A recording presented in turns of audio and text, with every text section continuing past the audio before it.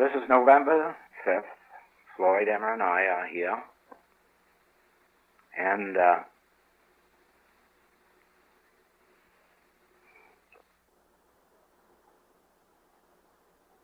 this is one of the most misunderstood points in all of our teaching, and one of the most necessary.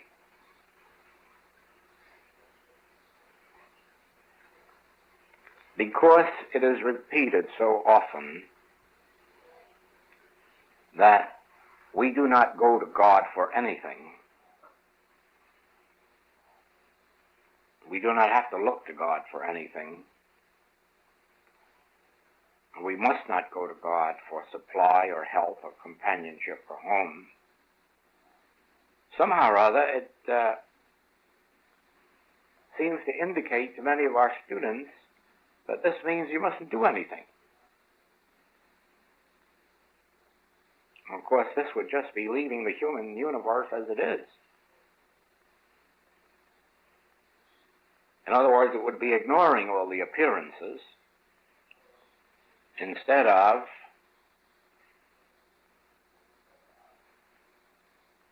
doing something about them. Now, this must be clearly understood, that every claim or appearance that is brought to our recognition, that means to our attention, must in some way be dissolved. Because all of these appearances testify either to human discords or human harmonies, material good or material evil, physical good or physical evil, material abundance or material lack. And just because we don't go to God for anything doesn't mean that we ignore all of these appearances and say that God is all. There is a specific activity that must take place in our consciousness in order to dissolve the errors of the world, whether these are errors appearing as individual experience or collective. When the Master says, I have overcome the world, does it not indicate that he did something? Or that he specifically did something about the world that he overcame? Or did he not indicate that there is a world to be overcome? Why do you think we're here? First of all, why do you think we engage in a metaphysical practice? But more especially, why do you think that this group is assembled? What do you think is in my mind? Or what do you think it is that has been nagging at me to bring this group into existence? If not the fact that there is this world which operates on the individual level to appear as sin and disease and lack and death, and which appears on the collective level as theological sin.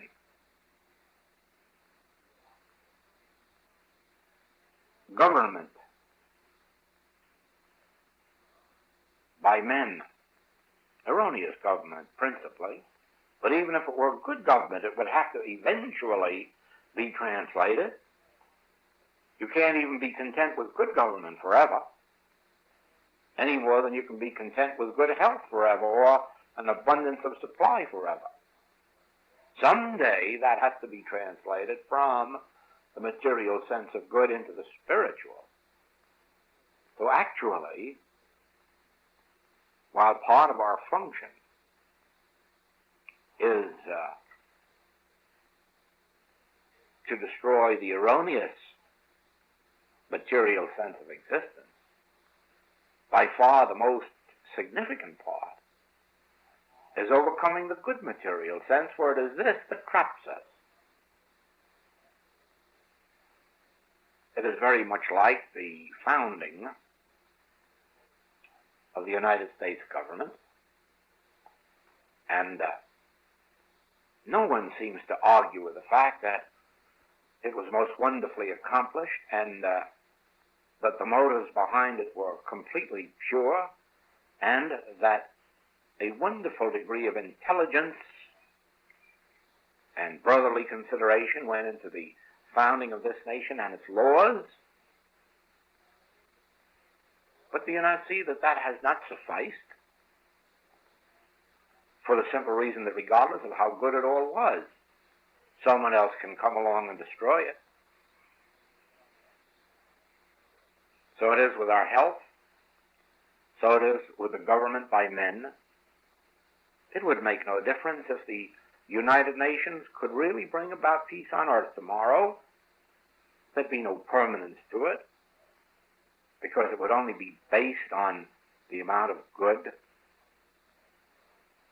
that each nation would receive, and as soon as one or more did not receive what it considered to be its share, the war would start over again. Now, the point that I'm trying to make is this.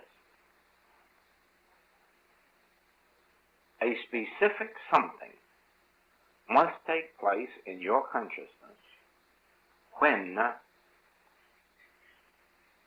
the erroneous condition, or the material condition, presents itself to your awareness, when it is brought to your attention. This operates on the individual level in the form of somebody asking for specific help on a problem of health. Now, you can't ignore that call, nor can you answer it with a cliche, God is love, or God is all, I am with you. That's all right outwardly, but inwardly something has to be taking place. Otherwise, the picture that's presented to you is going to remain. It is what takes place in your consciousness at the moment of the call, at the moment of contact with the erroneous appearance, that determines what's going to happen to that appearance. Is that clear? You just don't turn away and say, God is love, or I am with you. Something you do, yes, outwardly, but inwardly something has to take place now, or that picture is going to continue. Now the question is, what takes place when that call comes to you? Well, it is not a formula. So it may be different in every case. As I brought out yesterday in the case of the boy with the fever, the first time what took place in me was just a click, but it wasn't enough. The next time it was presented, something else had to happen to me, and it did. There came the realization of I. There is no he. I am he. That was a deep enough of a realization to destroy the outer picture and say, I have overcome the world in that regard. But so it is with every specific claim that is brought to our attention. At the moment that it's brought to our attention, some activity of consciousness must take place within us, or the picture remains the same. And that is why it often is that if something doesn't take place within us, or if we're too busy to do something about it at that moment, that we may have to stay up all night that night to accomplish it, merely because we let it go past us first place. Now, I'm emphasizing that at this particular time because it is a matter of such importance to us in this particular work that we're doing. We are being faced, in one instance, with this advertising gadget. And I can assure you that that advertising gadget is going to go on and wreck this entire universe. if something doesn't specifically happen in the consciousness of those of us who know its danger. We'll find ourselves, every single one of us, joining a new church or an old church, or voting one particular way, or all wearing the same clothes, or all spending our vacations in the same place. If one of us, or some of us, do not receive a specific light on that specific subject, how should we go about it? Well, as that presents itself to me, I know that it couldn't present itself to me other than through my mind. My soul faculties know nothing about such a thing, any more than God knows any error. Therefore, I know that it is being presented to me by an activity of mind, and to an activity of mind. And it is only through the avenue of the mind that I can ever get to know about it. And because the mind recognizes only mental and material things and thoughts, I know that it has no basis in spirit or God or soul or consciousness, no activity of God to support it or maintain it or sustain it, and thereby I see its nothingness. And then I can sit back and wait for the soul realization, or what we call the click, and I can be assured then that hypnotism or suggestion is not operating in my consciousness and probably not in human consciousness. Now, because of the depth or degree of this particular error, it may be necessary to work on it days, weeks, months, or years before it's completely nullified in consciousness. The only thing we can be sure of in our first realization is that this evil shall not come nigh my dwelling place. I have met it within me. But it still says that 1,000 shall fall at my left and 10,000 at my right. And our particular function in this group is to stop it from happening to the 1,000 at our left and the 10,000 at our right. I told you this is the first time in the history of the world that such a thing has been done. And that's why, unless we know every single phase of what we're doing, we can't hope for success. Blind faith won't give it to us. Hope or our goodwill toward the world won't give it to us. Something specific has to take place. Even God isn't bothering about it or worried about it, because God hasn't ever been worried what happens to mortals. They've been enslaved 1,000 times, and they will be again. They've been murdered. They've been slaughtered. They've been persecuted. God pays no attention to that, because God doesn't function in that realm. Then what are we doing? We're doing the one thing necessary. Ye shall know the truth, and the truth shall make you free. We'll stay in mortality until we specifically learn the truth and know what to do about it, and so will our fellow man. And the only way we can pray for our enemy, the only way that we can pray for error, is in an activity of truth in our consciousness which dispels it, so that we can say, I have overcome the world. But heretofore we have been content to overcome the world for me and say, my demonstration is made. Now we're at the point where we're considering the 1,000 at our left and 10,000 at our right, who do not and may never, or at least for generations, may not know what this is all about. Now it begins with your individual experience, with the claims that present themselves to your consciousness. Because if you haven't mastered the ability to recognize that when a claim comes to you, that it's up to you to dissolve it, that you specifically have something to do about it within your own consciousness, that an activity must take place within your consciousness that dissolves it. How can you be ready for the next bigger step, which is dissolving the mayas errors of this world? Here we have a worldwide religious conspiracy operating to hypnotize the world into a state of government in which there is a hierarchy up above, which has all of the world's goods, and everybody else is a peon, a peasant, a slave, bringing even their coppers into the storehouse to buy more diamond images and gold. And you mean to believe that can ever be stopped or destroyed by human means? No. No, it operates under the guise of a church. Therefore, nobody can touch it.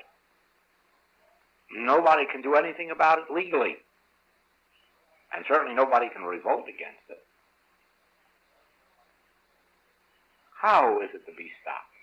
Only by a conscious activity of truth in the consciousness of those who know that there is a way to dissolve even that mayas hypnotism.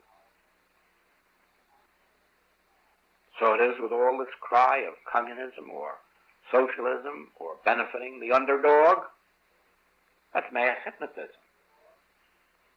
There isn't anybody cares about the underdog in communism or socialism, or, as you've seen recently, not even in trade unions. They're only used to create a hierarchy of millionaires at the top and slave laborers bringing their tithes into the storehouse to keep the millionaires, all under the guise of doing something for the working man. There is only one reason that we have this group, and that is to learn this, that every phase of error that is brought to your attention must be handled within you, in some way resolved into its native nothingness, dissolved into its native nothingness, and that by a conscious act of truth in consciousness.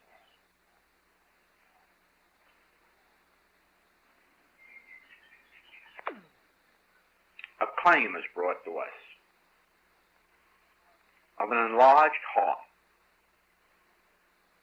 and accompanying it all these symptoms of weakness and lack of strength and so forth and so on. Is that dissolved merely by the statement, I am with you, or by the fact that we don't go to God for anything? No. That is dissolved by the fact that it has come to my awareness, and now an action of truth will take place in my consciousness, and it will dispel the picture. Will it change the heart? No. It never was a heart. It was a mind image brought to my mind for acceptance. Just as much as if it was a picture on a screen brought to me to be believed when my eyes see it. So this image is brought to my mind for me to accept as a mental image. And as long as I do, it remains the image of an enlarged heart. But immediately I realized nobody brought me a heart. What they brought me was an activity of mind, a universal belief about heart. For as a matter of fact, who is to say how large a heart should be? Must all hearts be alike? And is life subject to a heart, or is the heart subject to life? Does a tree determine life, or does life determine the tree? Does life function a tree, or does a tree function life? Does a body function life, or does life function a body?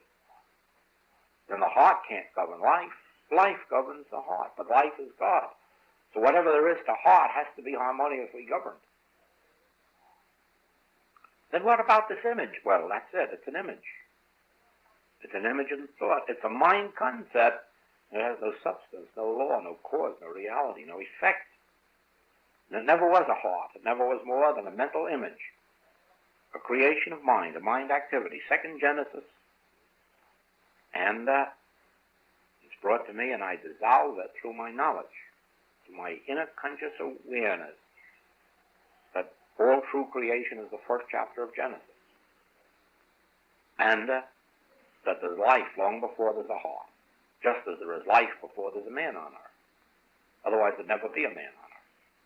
There can't be a man first and life afterward. So there can't be a heart and then life. There has to be life and then a heart. And life can govern the heart, if there is such a thing as a heart in the spiritual kingdom. But what we're talking about as heart isn't even a heart. It's a mental concept of what a heart must be, or what a heart should look like, or what size it should be. And all of that is a mind creation. Now, when I have realized that, and then waited for my inner click, I will find that we have a normal heart. At least the doctors will say it is. What they will actually see is a mental picture which will result to them through the transformed consciousness. In other words, the consciousness of truth now appears outwardly as a physical heart, harmoniously functioning. Well, so it is in our work in this group. Anything that is presented to you for work, you must remember, is coming to you from the realm of mind. It isn't coming to you from God. It's coming to you from mind. And therefore, it is not coming as a thing. It's coming as an illusion. It's coming as a mental image without substance, law, cause, or effect, without reality, and without spiritual history. And so it is that we're going to work on these universal problems, not in a different way than on the individual problems, but starting out in the same way. Only instead of handling them as if they had to do with our patient Jones, Brown, and Smith, we're now handling them as a world illusion or universal belief, and so forth and so on. We have meditated 15 minutes to let this lesson solidify within us and to receive the click of release. Now we're going to meditate for a different purpose. Now it is to establish consciousness so that you who tune in will find that when you tune into this room, a consciousness is awaiting you, and into which you will be attuned, and from which you will receive enlightenment in one form or another. Our meditation was 10 minutes, but in the very first second, the words were clearly given to me. Before Abraham was, I am here. And there was the complete realization that it is so, that this place is filled with this divine consciousness. But it came specifically, before Abraham was, I am here. And so I know now that this work is going to bear fruit richly.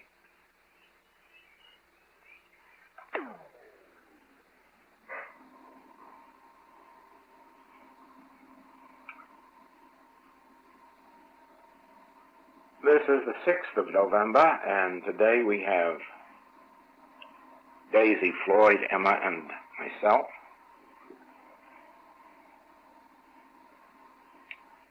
And I would like to start by going back to a matter that we took up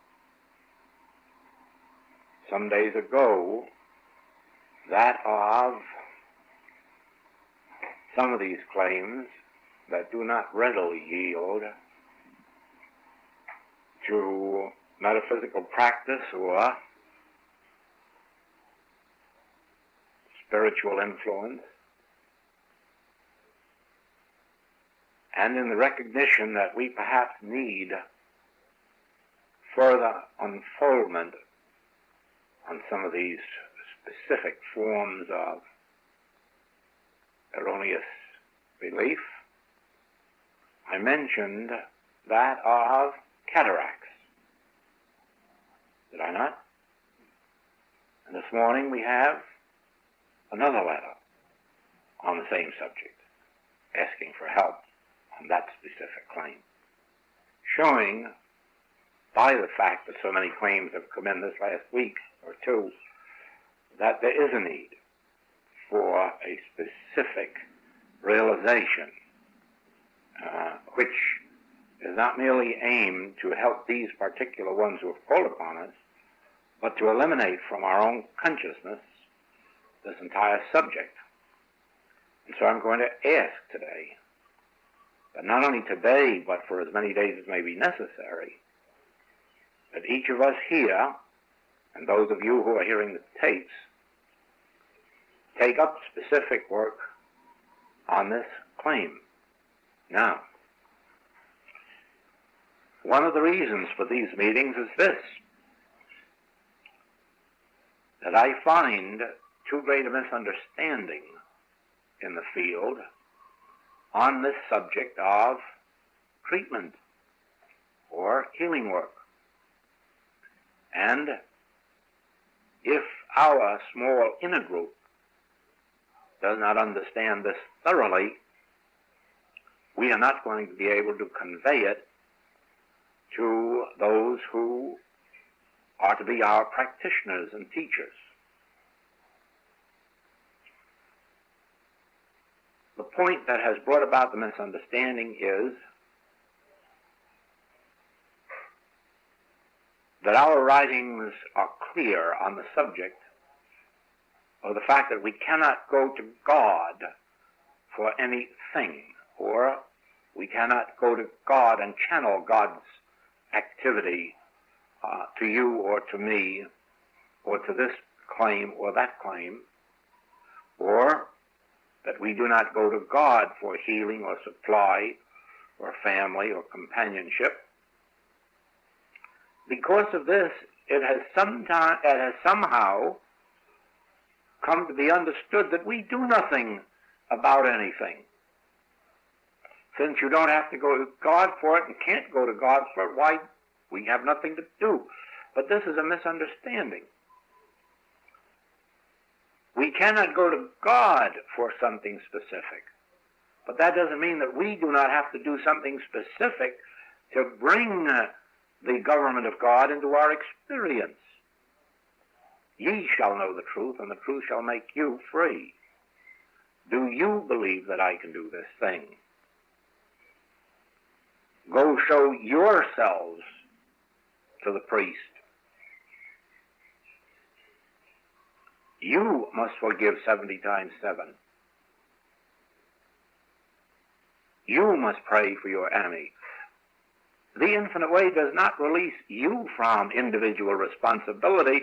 It releases God from the responsibility of doing something for us, but it increases our responsibilities and our duties. Now, healing work is not conducted by doing nothing or thinking nothing. Healing work is not conducted by asking for help and hearing the practitioner say, I will be with you. This is all nonsense.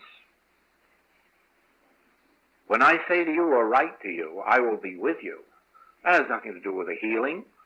That's merely an assurance to you that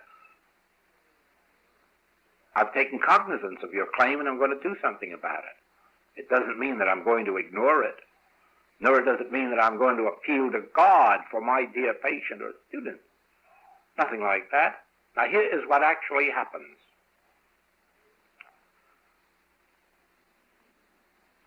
You present a claim to me, and instantly, simultaneously with that claim touching my thought, there begins something within me that results in, you might call it transmutation.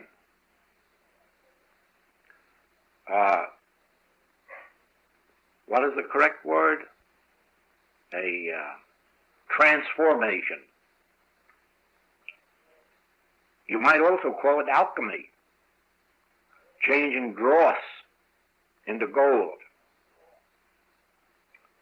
But this doesn't happen without a process going on within me. Every time a claim is presented to me, I feel something taking place within me. There is a process going on in there. And that process is divided into two parts. In the first place, the moment the claim is presented to me, whether you voice it, or write it, or cable it, or telephone it, I do not see it as cold, grip, flu, or paralysis, or whatever you have said it is. But automatically, a truth comes to my thought out of my experience, which is the first step in transforming from the belief or claim to the demonstration of harmony. It may go something like this.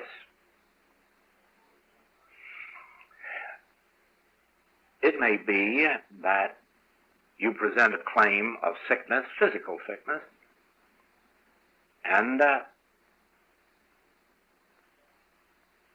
I immediately realize God as constituting all real being, and that any and every claim is but a mental image being presented to me. We have called it appearance, belief, claim. But it's only a mental image which is being presented to me, and this image has no life. It has no substance, no law, no continuity, and therefore is substanceless and void. In another case, you may present a physical claim, and immediately I may think, well, now wait a minute, there's no such thing as a patient, for the only being there is I, which is God. God is the only being. God is that which I am. There is only one I am, so there is no you. Or it may be that you're presenting a claim of lack or limitation, and then a smile will come to my face, and I'm saying, actually, you're not talking about supply. You're talking about a lack of money or a lack of property, because there can't be a lack of supply, for the life of you, the invisible soul of you, is the infinity of your supply. That you've got. And because you don't know it, temporarily you're without money. If you only knew that money isn't supply, that I am supply, that the I of your being is supply, that supply is an invisible substance, then you'd stop struggling for supply and you'd give money a chance to appear. Now, regardless of either or any of these, or all of these, that may take place in my thought, this is not the complete healing. Because now, having thought these thoughts, or having expressed them, or reviewed them within me, now I have to sit back and let God place the seal on this treatment. In other words, I have to sit back and be receptive, and then into my consciousness comes a spiritual impulse. It may be in the form of a deep breath, or it may come as a distinct message, the Word of God, which is quick and sharp and powerful. Or it may just come as a sensing of harmony or peace, but this is the part of the treatment or healing work which I call grace. The first part was the activity of truth in my consciousness, which I was responsible for. But the second part I had nothing to do with. That was, I call it grace for this reason. Any activity that comes into my experience, which I'm not personally responsible for, I call an act of grace. In other words, it is a transcendental something that happened to me or within me, but not by me. That I call grace. If a spiritual truth comes to me without my conscious thought, that is an act of grace. If money comes into us in the infinite way, outside of some channel for which I was responsible, like holding a class or selling a book, then I call that an act of grace. Or that which originally produced our tape recording work is an act of grace, because I never consciously sought it, thought of it, or even desired it, and as a matter of fact, it had to be pushed on me. So therefore I know that a transcendental something was responsible for it. Now when you present a problem to me, and I first iterate or reiterate whatever truth I know within me,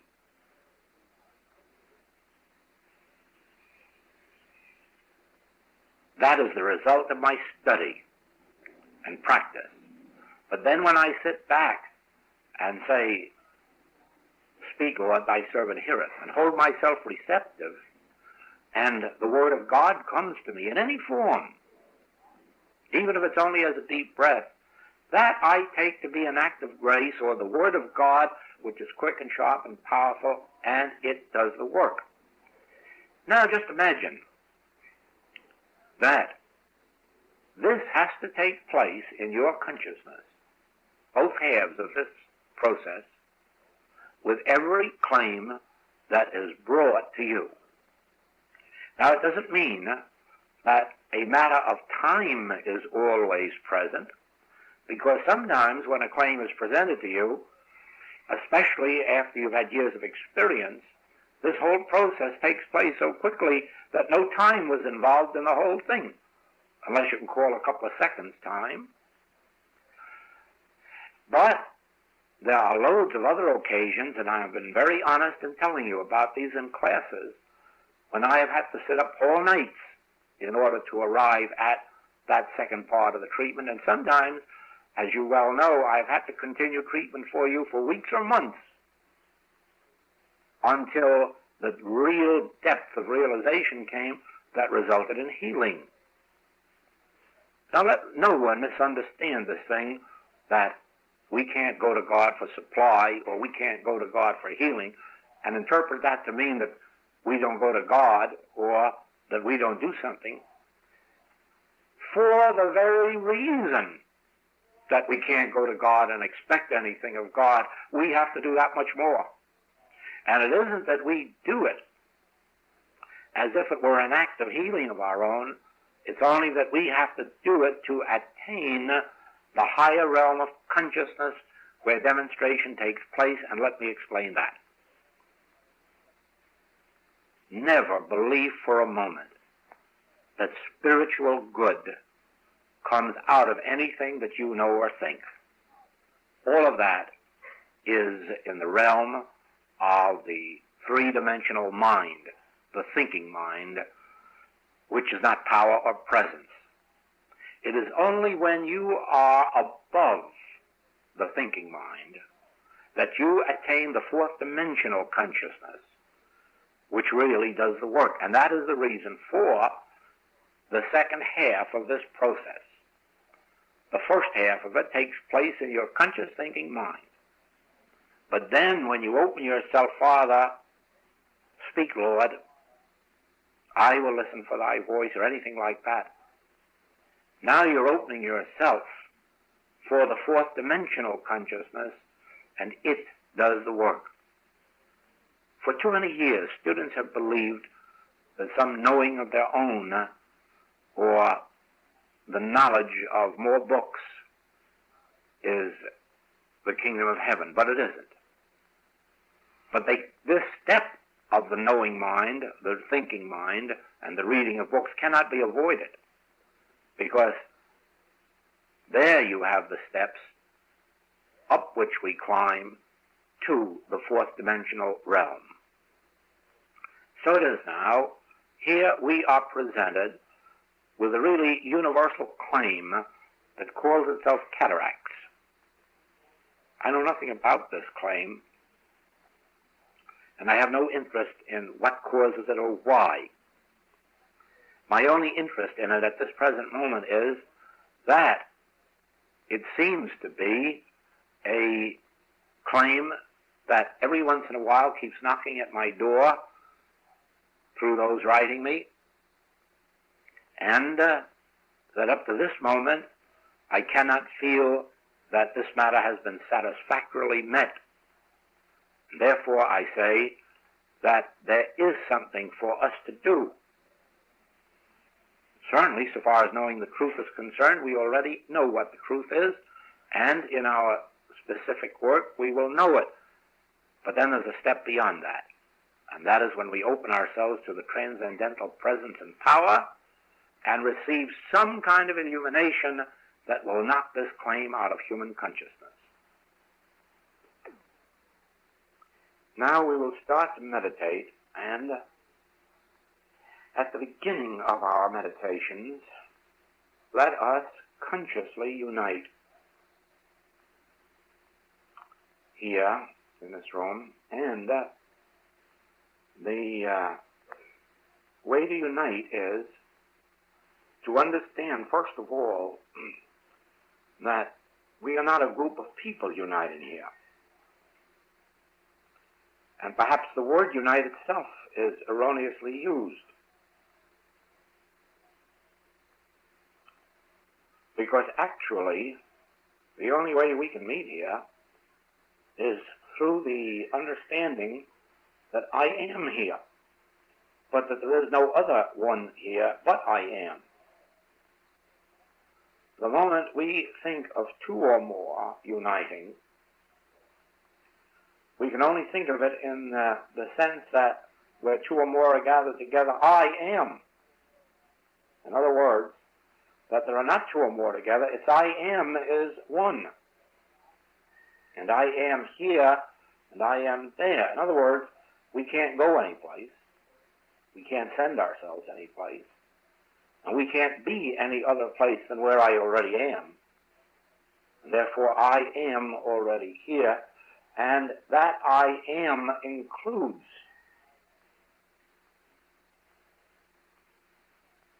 all that constitutes individual being. Okay? Sunday, when I tuned in, I got a definite message telling me, call no man on earth thy father. Now today it came as call no form or visible form, thing or word, thought and truth.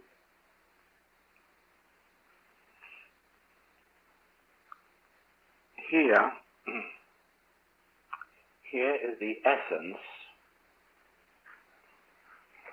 of the actual work that took place here Sunday and today.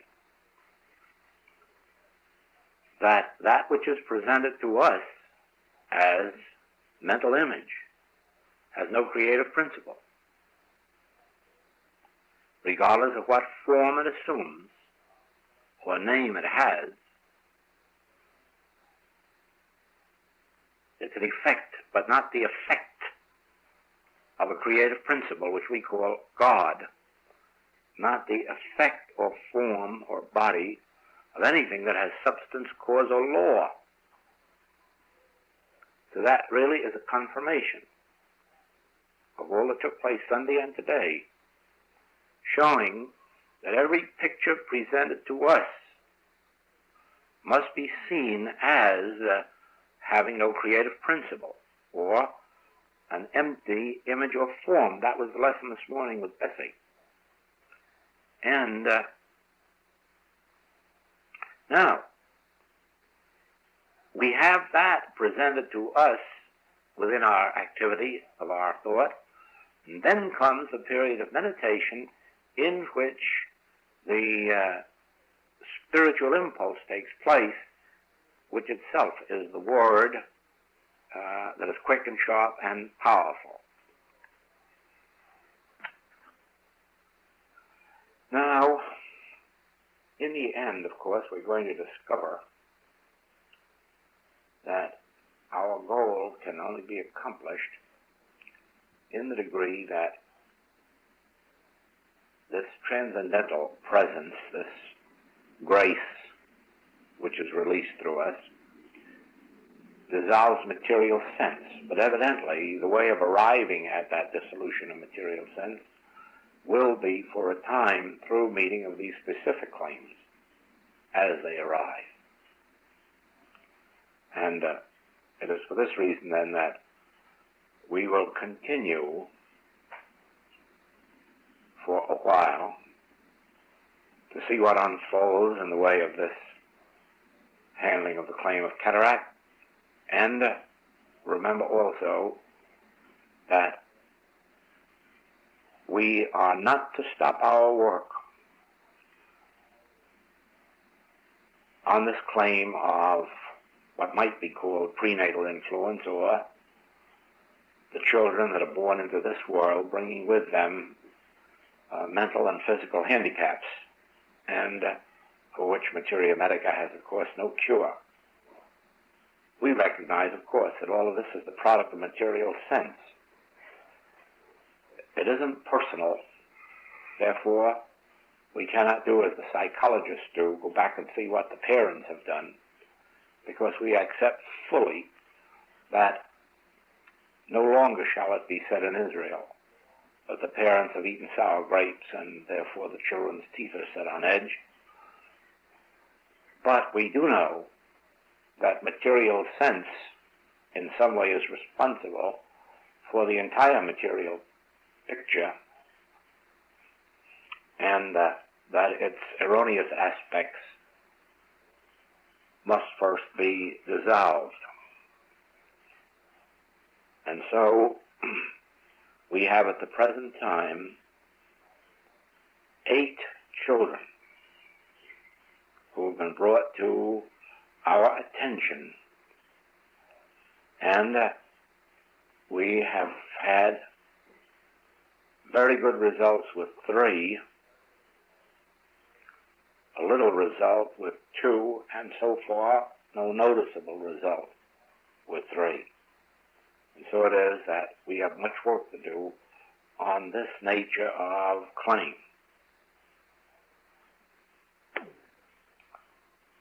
You know, of course, that the newspapers are filled now with the stories of satellites and 200-foot monsters flying around the air, and more and more experiments on the part of all of the governments on these new discoveries, some of which are hoped to be beneficial and others destructive. And this, of course, is the very essence of the work that this group is doing. That is, the recognition of these claims of material force and power, and the way in which we will learn to handle these so as to alter the human picture. This morning in my work, it came to me clearly that all of these creations that are being made are the work of man, and that in some way we are meant to see that I shall not fear what mortal man can do, or again the recognition of these as creatures or creation, and therefore not law or cause. Think of this. November 7th, we have had the full hour and a half, but I have had the whole time in meditation and nothing intruded into the meditation. No problems, no beliefs, no thoughts, just pure meditation. Floyd had a long and deep meditation. Emma? Same. That's all.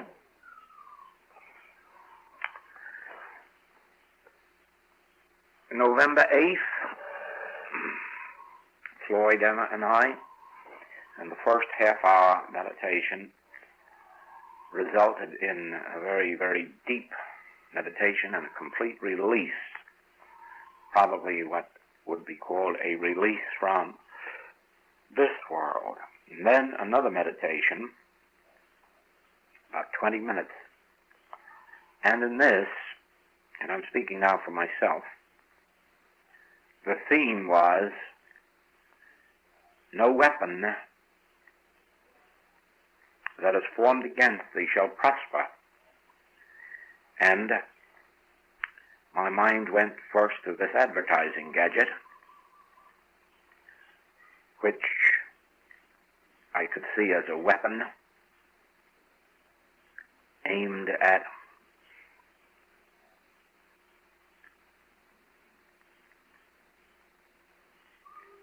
the entire peace and prosperity of the world. Really aimed to bring about the destruction of individuality, since it would compel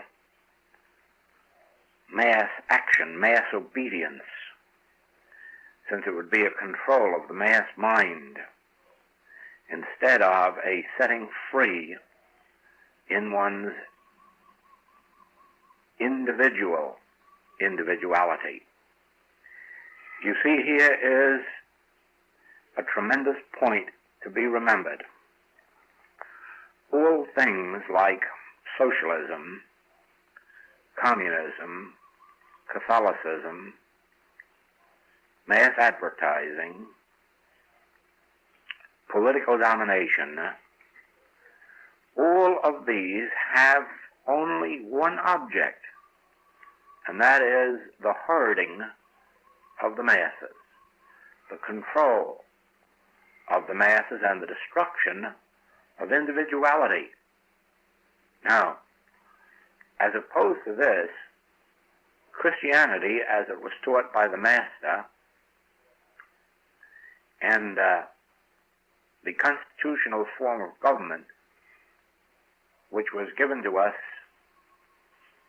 by the Founding Fathers, and the Masonic fraternity, all such activities have as their goal the development of individuality and the achievement of individual integrity, individual unfoldment, the freedom of the individual, the respect for the individual, the honoring of an individual as an individual. Now, you may say then that Christianity, democracy, Masonry, these glorify individual achievement, individual accomplishment, individual unfoldment, individuality entirely. And of course, spiritually, individuality means the individual expression of God's being, because one of the meanings of individual is indivisible. And so it is that, spiritually interpreted, an individual is one full and complete expression of all that God is.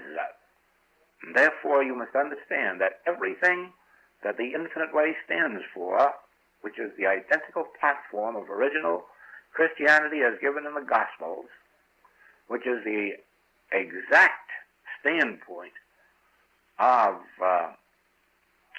our Constitution and Bill of Rights, which in turn is the foundation of the entire Masonic teaching, all of these are given to the world for the revelation and unfoldment of complete individuality. All of these other things that I have mentioned are aimed at the destruction of individuality and of individual being and individual integrity. Therefore, in this meditation, I saw all of these as weapons formed against thee, against thy individuality, against the individuality of the people of this world. And therefore, that which was given to me in the meditation is that none of these weapons, none of these, remember, and I've mentioned the principal ones, none of these shall succeed, since they are but the arm of flesh. They are the mental creations. You might call them the mental miasmas, the mental skullduggery, that which has no foundation in truth, that which has no principle to support it. And seen in that light, we must demonstrate that none of these weapons that are formed against our individual integrity, against the individual integrity of every individual on the earth, not one of these shall prosper. And then the next vision that I saw was that disease, regardless of its name or form or character or nature, that disease is another one of those weapons that is formed against thee, because it is formed against the continuity of thy very existence. It is aimed at not merely one's comfort, but it is aimed to bring about the destruction of individual life. And so it is that disease, regardless of its quality or nature, must be understood as one of these weapons that is formed against thee, against individual spiritual consciousness, against immortality of life. Not one of these shall prosper, for these also are mind creations. Second chapter of Genesis. The creations of man, not of God, and the creations of man are without foundation, without creative principle. The arm of flesh or nothingness.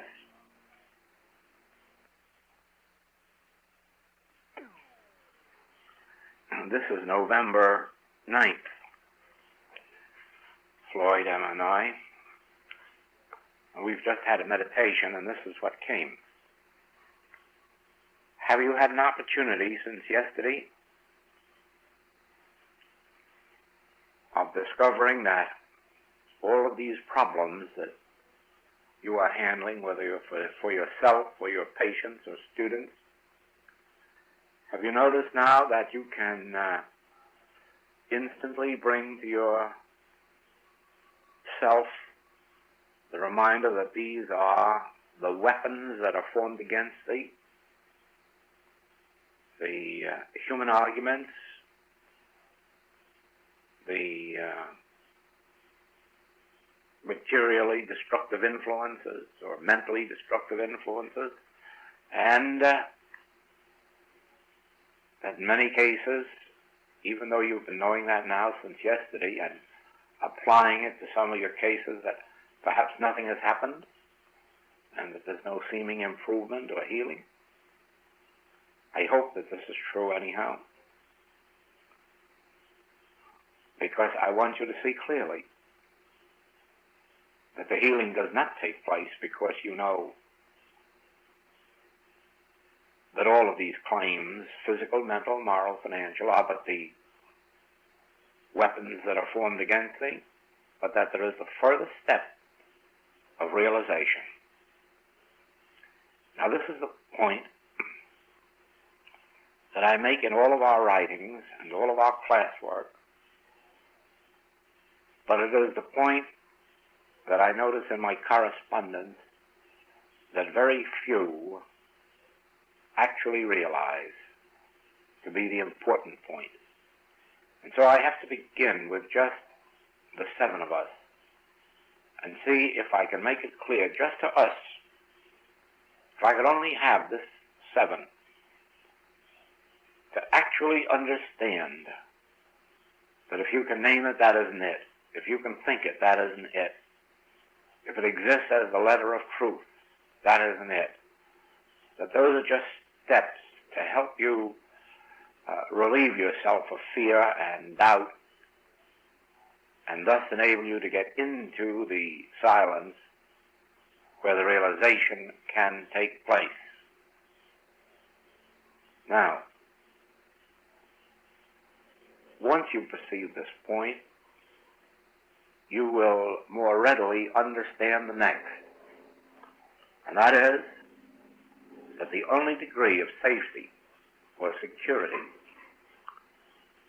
or harmony that is going to take place in your daily experience is in proportion to the actual clicks or realizations that you attain throughout the day and night. And I stress that there must be many of these, and on some occasions they must be deeper than on others. But that in any event, it is only in the degree of these clicks or realizations that you are